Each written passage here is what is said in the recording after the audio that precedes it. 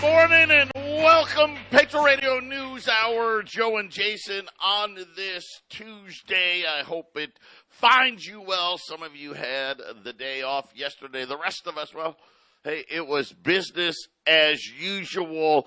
We've got a sell-off happening all over the place. Jay Powell will be testifying his semi-annual testimony in front of the House and the Senate. That will be happening tomorrow and Thursday. We don't have a whole lot of economic data out. We're going to get a lot of Fed talk this week, a lot of Fed speakers talking this week. Most people, me included, think there's going to be a rate hike at the next meeting. I think that's going to be the last one, but we'll wait and see how it all will play out. But right now, a sell-off on Wall Street, a sell-off in the gold and silver market. Really, Jason, everything's selling off today. Yeah, rhodium's below 5,000 for the first time since I can remember. So there's a price reduction in many things. So that means that you can you can buy a little more with your dollar on this particular day when you want to get into metals, Joe. Yeah, rhodium was down. I really, I'm in love with platinum right now just because of the supply deficit situation. I saw that's back below $1,000. So there are definitely a lot of opportunities. Silver, great. Really, the big opportunities I would call them in the other metals, right? Silver. We don't do a lot in rhodium. They don't really make a lot of rhodium because it's an extremely hard metal. And same thing, rhodium and palladium I'm staying away from. Silver and platinum, definitely accumulation mode happening. But I did not know. Do you know there's about this submarine that went missing? Have you heard about this? It was. I have not heard this yet. So this I guess it's for really rich people. I don't know. You take a submarine. It's it's piloted remotely with I think a joystick. I don't think there's actually a pilot on board, and I don't think there's a toilet either. But you go down and look at the wreck of the Titanic. Oh. Right, which, okay, you know what, now first of all, you put me and this thing does not look very big, right? So, yeah, there's no way I'm getting in this thing. But apparently some people like that stuff. Some, I want to say a billionaire from England is missing. The sub went missing. They don't know where it is. But apparently, I didn't know that was a thing. I didn't even know you could do that, right? I mean, hey, you want to go down and look at the Titanic in a little tin can with no bathroom? No, I'm going to pass on that. Operating a submarine in deep waters, I don't know. I mean, having tourists, that could be quite the distraction. I have a feeling driving a submarine in those conditions is something you don't want a lot of distraction. So hopefully somebody didn't freak out at the bottom of the ocean, cause an issue. That's what it sounds like. Missing that would be me. That's what I would do, right? I'd go into freak out. Well, get me out of here, right? I'll try to open the door thousands of feet below. Yeah, a renowned British adventurer and two members of an iconic Pakistani business family amongst the five that were in it. But yeah, I wonder what it cost. I didn't see, and I didn't. I guess it was, obviously it's a sad situation, but I wonder what it would cost to do that. A lot. I can't even guess. I don't know if you have it on the article there, but tens of thousands, Joe. You'd have to expect. Yeah, that's what I would think. I would think tens of thousands. I mean, maybe even $100,000. I don't know. Maybe. I'll try to look it up during the break. What does that have to do with what we do? Nothing, but just kind of an interesting little story. We did have one piece of economic data out: housing starts, and I'll just say I think you need to throw it in the garbage. I don't think it's possible that. Now, here's the good news, because I'm going to view this as good news. home builders said that, they started building a lot more homes. The problem with the number was it's actually, I think, impossible for them to have started building the amount of homes they said that they were building. It just, and everybody that looked at the number was kind of saying, the same thing. It was, the 11 times the Sigma reading, like some craziness, so out of left field. As an example, last month, they said it was a 2.9% decrease. And then in this month, they essentially said home builders must have cut down the entire Amazon forest, Jason.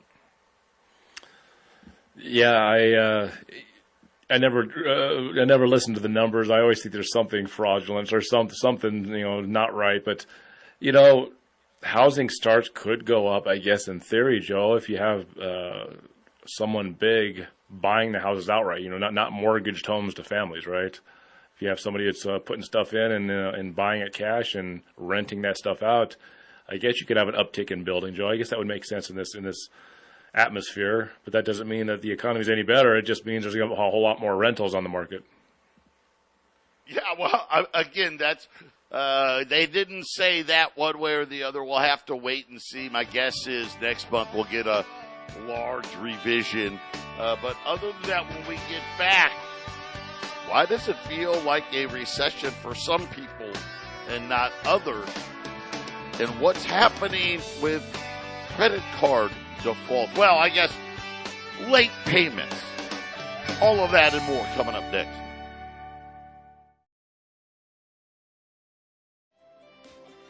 Eight 800-951-0592. It took me a while. I had to go find it. It must have been such a crazy number. CNBC took the article down. But housing starts. Beginning construction of new homes rose 21.7% in May. That's not year over year. That was month over month. Like I said, pretty much impossible. 1.63 million, according to the government. And, I don't know. Is it the government that does this report? I think it is. What's the definition adjusted. What's the definition of a housing start? Is that breaking ground or just purchasing the land? I guess maybe it depends on the definition of a housing start, maybe, Joe. You know what? I believe this is you pulled the permit to start building. So permits have been pulled. So it doesn't necessarily, may not have started, but you pulled the permits. You've applied for the permits to start the building. Again, obviously it is what it is. Numbers are numbers. You go with whatever they tell you. But before we get into other stuff, I got to bring this up. Hunter Biden is going to plead guilty to 2 minor tax evasion charges and a gun charge. He's going to get a whopping 2 years of probation, I guess, for the gun charge. No jail time. And again, if you're going to be an embezzler, if you're going to take bribe money, take a lot of it and be in an important family, and you'll get away with it, apparently. I'm surprised he did anything with him. I'm surprised he admitted or was found guilty on anything. So, I guess he's held accountable for something. I guess. Makes me wonder what really the scope of it. I got to say this. This is all I'm going to say about it. And then, I don't like to do politics too much. Boy, the Bidens must really be guilty because they're like, okay, Hunter, here's what we're going to do. You're not going to go to jail, but you're going to plead guilty, and we're going to move on from all of this. Pretty interesting. Nothing, by the way, they dropped, listen to this, they dropped the foreign stuff, right? Where all the bribe money was coming from. They got rid of all that somehow.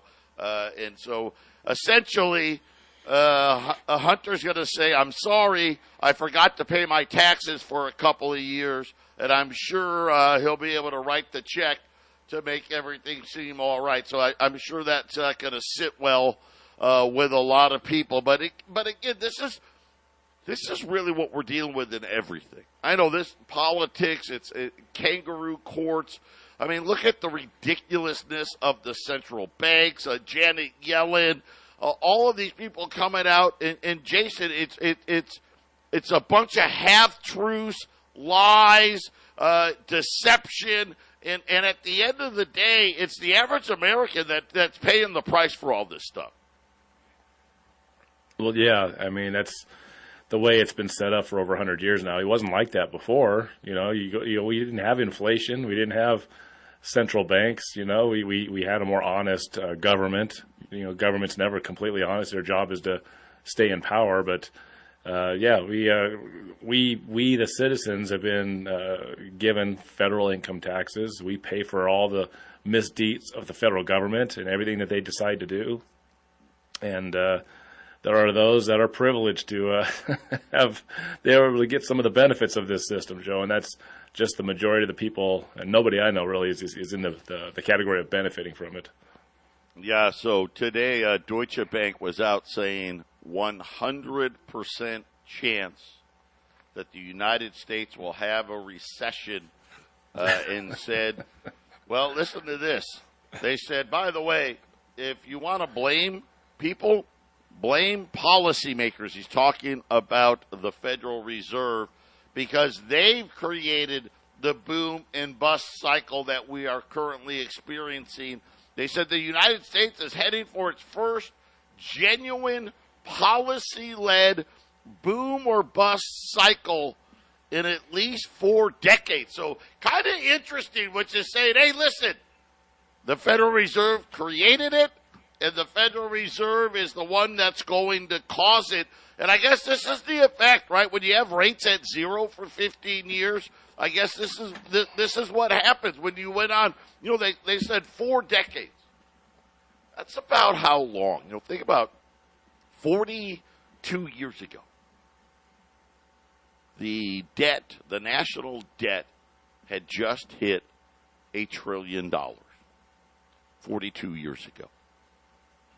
Now, yesterday we said, hey, the national debt breached $32 trillion, which is true. Matter of fact, in the last, 3 weeks, we've added $550 billion to the deficit. And we got another about $500 billion to go. But that doesn't count what's on the Fed's balance sheet. If you add that to what we had, Jason, you're almost at $41 trillion. And yet 42 years ago, we were only at $1 trillion. So we're almost at the point, by the end of this year, put it this way, we'll have added on average over the last 40 years $1 trillion a year, but we've only been reporting $1 trillion deficits for what? A handful of years? So you can see all the damage that's done, but Deutsche Bank is just telling us, listen, guys, this is real easy. This isn't even difficult. That's the policy that's causing the problems that we're getting ready to face again, Jason. And now the gig's up, right? Because now all of a sudden, adding all this debt, right, the bloom is off the rose on this because now interest rates aren't zero anymore, and now we actually have to pay to borrow the money. So only a 100% chance of a recession. Is that what I heard? That's it. Not 1,000. It could have been worse, right? So there's not 1% chance that something changes. And that's coming from Deutsche, right? So a bank. That's coming from a bank. So, I think they're telling everybody what's going to happen. I guess people that don't listen to this show, people that are just, out there thinking everything's, summertime and flowers and sunshine, I guess they don't know what's coming. The central banks, and especially looks like some of the big banks, they're saying it out loud, a 100% chance of a recession. 100%. 100%. Like, not, you know what? Like, hey, 99.9, give yourself something. No, they said, nah, let's just go right to the 100% chance. But they're now saying that $60,000 a year means you're in trouble. According to what Deutsche Bank was saying, hey, you're making $60,000 a year. With inflation, you're most likely falling behind on your bills. You're not going to be able to afford shelter, utilities, a car payment, and food. Now, of course, you said car payment, you got to have car insurance. I'm assuming they're lumping that all in there together. But it is amazing to kind of think about it now. Now, 60,000. Hey, 60,000? You got trouble, right? You're having a hard time making ends meet, and it used to be, $60,000. That was solid middle class. Yeah, Joe, that's it's interesting watching the inflation slowly wake people up one at a time. And then when they wake up, people, the people that are actually starting to figure this out, they don't know what to do. They look around, it's like, what do we do? Or hey, they figure out it's happening. They just think it's going to come to an end. Something on the news is like, oh, it's coming down. Inflation's subsiding. What happens when it just flares up at the end of the year? Why would the Fed have to wait to do rate hikes later this year unless they are expecting more inflation? And the rate hikes, Joe, that you said there might be just one more. I think the rate hikes depend on what happens when inflation does come back. If it comes back, which I think is most likely going to be a when, and when it does, what's it going to look like? Even with their CPI number, their half number, what's that going to be if it goes back up? Is that going to be back up to 7? Where are we at, 4? What if it goes back to 7? Well, then that means 5.5% Fed funds rate is too low, right, Joe? Yeah, and again, now we're starting to see the delinquency rates starting to shoot up on credit cards, and we're now back to before COVID in delinquency rates. And delinquency rates starting when you're 30 days or more past due on your credit card balance. And Jason, we're already now back to what would have been before all that free money.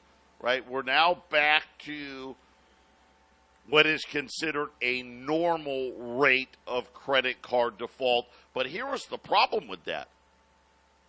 5 months ago, coming into this year, January of this year, credit card default rates weren't even 2%, and now we're talking about default rates of over 4%, and this thing is gaining momentum very quickly, and this is kind of one of these things that is going to be interesting to see what plays out. This isn't, I guess, hey, if you made $30,000, yeah, you're probably in some trouble.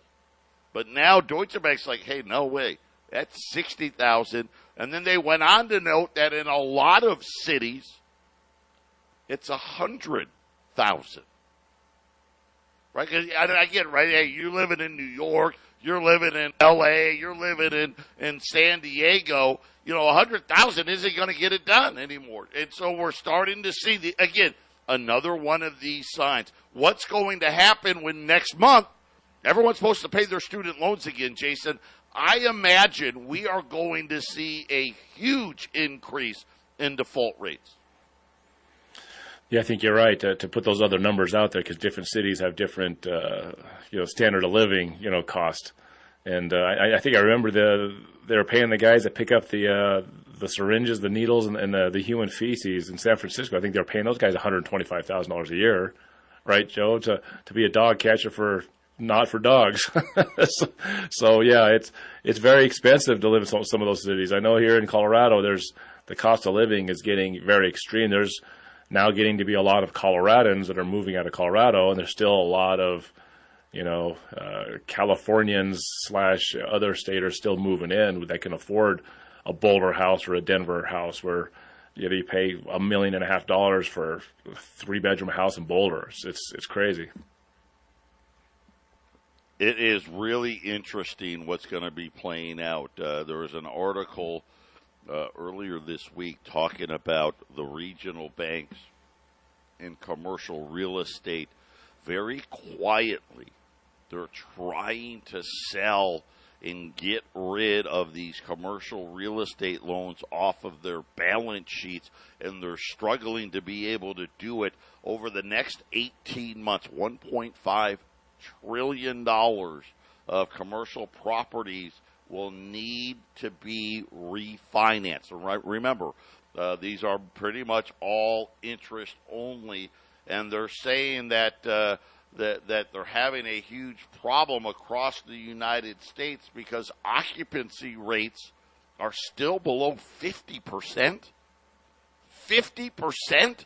I mean, I get it. Like, okay, San Francisco, everyone gets that, right? Right? It's an armpit. Hey, people crap in the street and do drugs in the street and homeless people are. That makes sense to people. But this isn't what Bank of America is saying. They're saying, hey, listen, yeah, okay, San Francisco, that's bad. But all over the United States, the occupancy rates are now below 50% for commercial-backed real estate. And they're saying that get ready, investors are going to be taking a double hit on all of this stuff. So check it out, man. You better know what bond funds you're in because it could be a rough ride. We'll be back.